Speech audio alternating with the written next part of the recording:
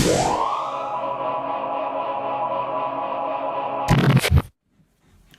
going on, guys? Jeff back with another video. Well, if you've ever taken the time to read my first intro slide, it says maker of the official G.I. Joe fuel drum. Well, it's a little bit of false advertising because I'm not the maker of anything official. I just like to throw that on there because I've made so many fuel drums that in my mind I consider myself the maker of the official fuel drum. The story of my fuel drums is pretty simple. I had a coffee can laying around in my workshop that I had pencils in, and I had several of these because I drink a lot of coffee. And I decided one day to flip it over, paint it, add a decal, and just kind of create a fuel drum. It was just a goof off project at the time, and then I realized maybe I was onto something. And over time I played with different decals, and then I would create some tooling and then flesh it out, and then I would make an actual fuel drum that I thought was pretty cool. And then I shared it on a few different forums, and it got a lot of positive feedback, so I decided to make some production ones to sell. And here we are, probably about 100 fuel drums later.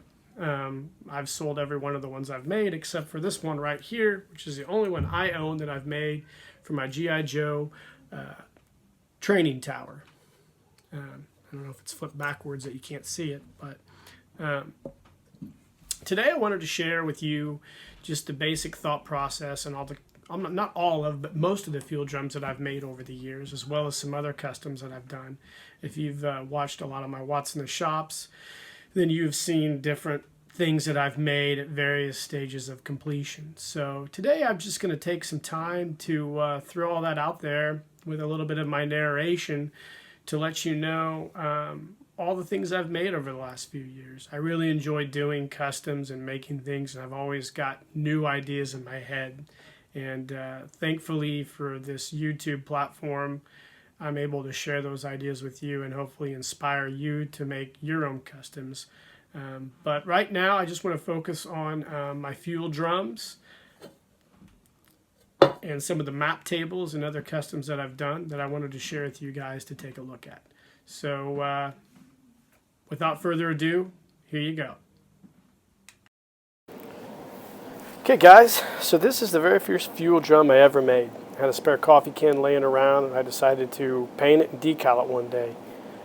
I'm not sure how I got the idea, it just came to me while I was looking at it. I debuted it at the G.I. Joe Collector Club meeting for our local chapter, and at the time it looked just like this. It was pretty rough, no attachments, no fuel gauge, nothing. Just a simple coffee can painted with a decal on it. It wasn't till later on that I sat around and I figured out a way to increase the detail on this. As you'll see here, here's the blank cans that I used, various shapes and sizes. These are in different stages of completion. I would go on to tool up my own fuel gauge and mold and cast it, and I called it the gooseneck fuel gauge. It's the Gen 1. I also cast the fuel pump, handle, and hanger from the G.I. Joe headquarters as well, so I would attach those to my cans at a later date. This is the first refined can I did. Again, it has no gauges or anything on it. Here's the very first can I made with a fuel gauge, the gooseneck fuel gauge. And I would go on to do cans for the helicopters, Jeep, ATV, etc., etc.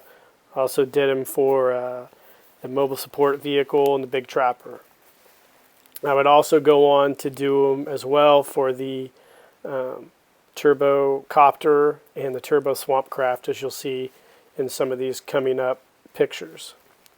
But I just tried to combine different paint colors and whatnot, and the tubing was actually rubber from the start. It's a vacuum hose from AutoZone. As you'll see later on, I would go to parachute cord right here in this picture because it's way more flexible and easy to work with. Here's another small drum I did. Eventually I would go away from the gooseneck fuel gauge. As you'll see coming up, here's a couple cans. I call these tall boys. I did for the Adventure Pursuit crafts. And here's a couple just standard fuel drums I did with no gauges. These are late issue I did from the Gen 1 cans. Yeah, I switched from the gooseneck to the front mounted fuel gauge, and that was the Gen 2. These worked out a lot better. They're easier to make, and I just had to drill and mount them there. The mount was a lot easier too, and I would start to flesh out and do more colors of cans. As you can see, I did one for the Capture Copter. That was a brand new can I did. It was kind of difficult, but I always felt that the front mounted gauge looked a lot better than the gooseneck gauge. But I would go on to do more and more paint color combinations, and I would change some of the font, or not font, I'd change what some of the cans had to say. I added caution flammable and a few other items to them. Here's a Turbo Swampcraft can. And these actually sold really well on eBay too. There's another tall boy for the Capture Copter. I would do several of these. Eventually I would go to a Gen 3 fuel gauge, which you won't see here. It's a smaller one. I still do the Gen 2 fuel gauges as well, but I just wanted to do a newer one, kind of make it more refined and tooled. I'd also add the handles, or a control handle, as you can see on some of these. It's from the dashboard of the Adventure Team vehicle. I just clipped that out of an image, and then I would glue that on these cans. Some of these here don't have that, but you'll see in the later cans they have the fuel pump control handle to turn the pump off and on, in your imagination. Again, these don't have that, but these cans were so successful. I sold all these. These are not nearly. Here's one I did for the Panther Jet. That was a special edition one as well. I also did one for the Mego Batcopter. That was a special order by somebody. Yeah, I would move on to doing map tables. Here's the bench style map table that I did. Designed them to be a little bit taller than the original bases. I would do several of these workbench style bases, and then I moved on at a later date to doing the box style, which is the more traditional style map table base for the headquarters.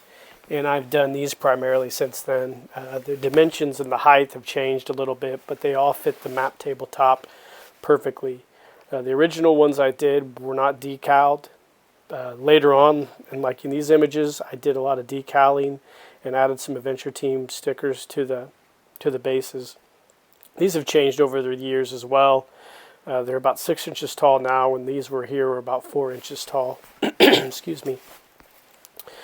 These are really successful too. A lot of people buy these. They're nice and durable. The designs changed a little bit over the years. I just use whatever spare materials I have in my workshop. And then I, of course, sand and paint these. Later ones I've made, I've actually papered designs on. But as on all these pictures, you can see how these map bases have changed a little bit. These here are the 6 inch tall ones. I used more vibrant colors in some of the later ones I did, because the original map table base for the headquarters had vibrant colors. So I tried to capture that as well.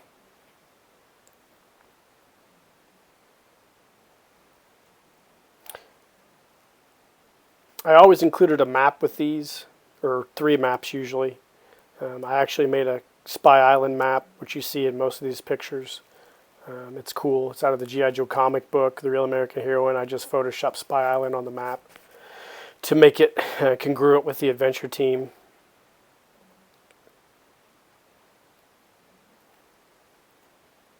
You can see all the different colors I've done. I just have so many. Whatever paint I had in my workshop, I usually painted one of these bases.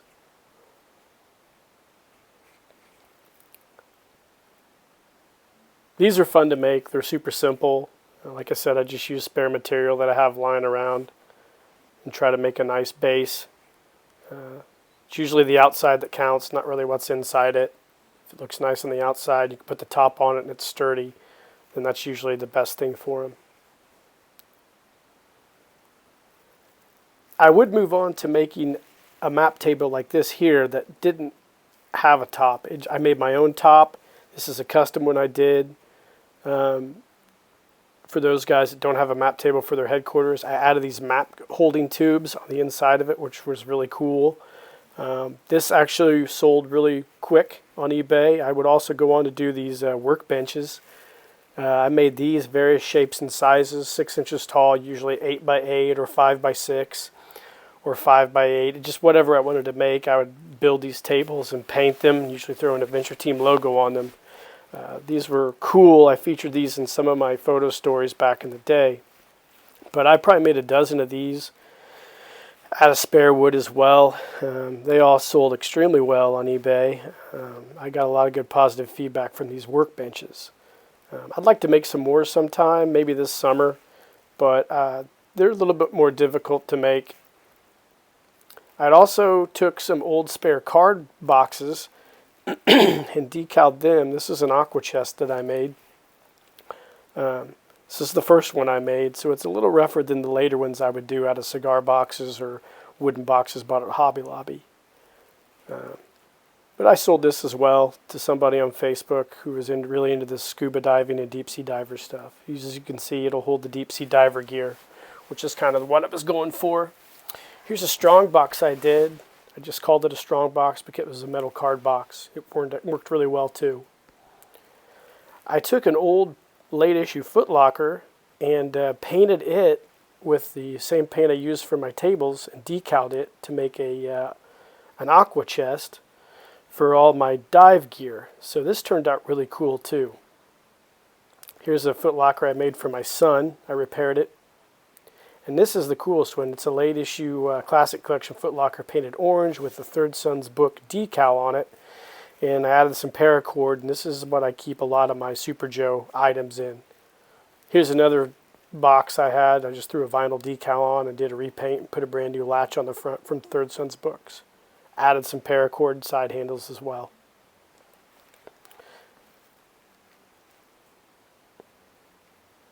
This is the heirloom box, the storage box that I featured in one of my What's in the Shops. I redid the lid on this box twice, actually, and I wanted to create a giant gearbox for a lot of my G.I. Joe Adventure Team gear. And I made this lid with the help of my dad, and I ended up painting it and getting a latch from Third Son's book for a Foot Locker. And this turned out really great. This is one of my favorite custom boxes I ever did. I don't know if I'd ever get rid of it. I painted it the nice OD green, similar to the Foot Locker, braided some paracord for the handles, which I think gives it a really nice touch. And then on the inside of the lid, as you'll see coming up, I did a collage of Adventure Team artwork and sealed it with epoxy resin. Here's the custom decals I did for the top as well. This is a great box. I wish you guys could see it in person. It's super cool. Holds a lot of gear. I really enjoy this box. I hope someday whoever gets my collection appreciates it. Here's some cigar tube map cases I've also featured. Just a basic cigar tube that I painted and added a decal to, and I threw some maps in. I did one for the Sean Huckster 3D drawings as well. These are the fusion generators I made out of an energy drink can. I've done about 4 of these, sold all those on eBay. I do have one left I'm doing for my dive suit. But these actually turned out really well. I just came up with this off the top of my head. Kind of a neat concept. This is a custom survival knife I did. I made the sheath out of poly clay. I did a few of these. I didn't really like the way they turned out, so I didn't really try to sell those. I just kind of keep them in my collection.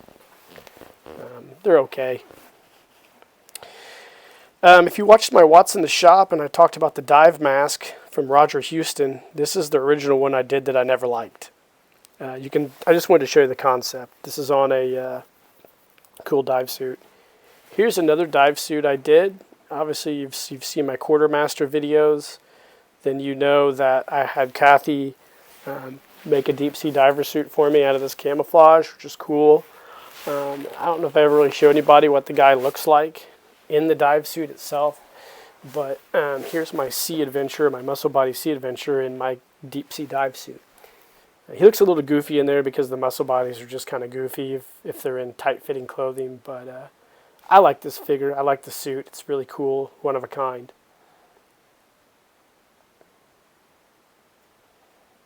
I also used some spare Buzz Lightyear wings from my Sea Knight dive suit. I cut them to fit a broken sea sled, as you'll see coming up. And then I mounted it, and then I actually ended up painting it eventually and getting it done. I think I'll feature it in something coming up, but this is a cool custom sea sled that I made.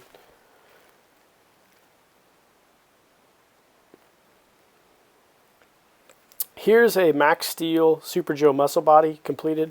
The neck post is something that I actually molded and cast. So I have some of these that I'm planning on making again for people who want to make their own Max Steel Super Joes.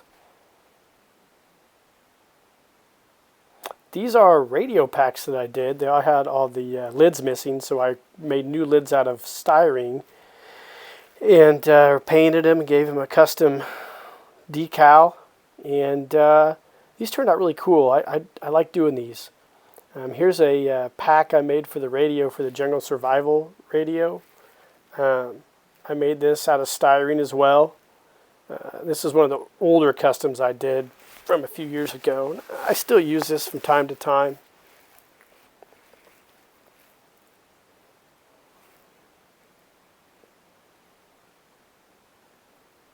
The harness is actually from the one of the old G.I. Joe Adventure Team sets. Here's a Atomic Man pack that I made as well. I used a Power Team harness or a pack harness, and then I also crafted a brand new lid for this one out of styrene. Used some telephone wire, and I created a decal for the inside of it, and I added I believe a BBI radio to the wire you can see here, but this turned out really cool.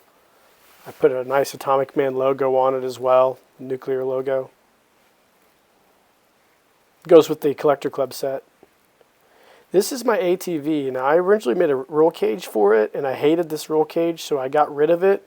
But then I decided to do a custom decal on it. So you'll see here the decals that I did. You can see some of my old decaling videos that shows you how I do this. But I added these decals to it, and I feature this in a lot of my Adventure Team stuff.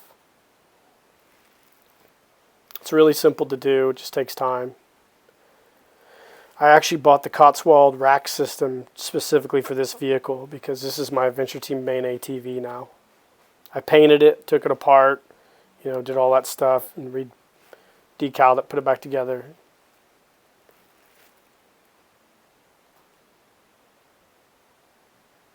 You can see it with the rack system on it right there. Hey guys, thanks for watching. Appreciate it. Hope everybody's doing great out there. Until next time, cheers.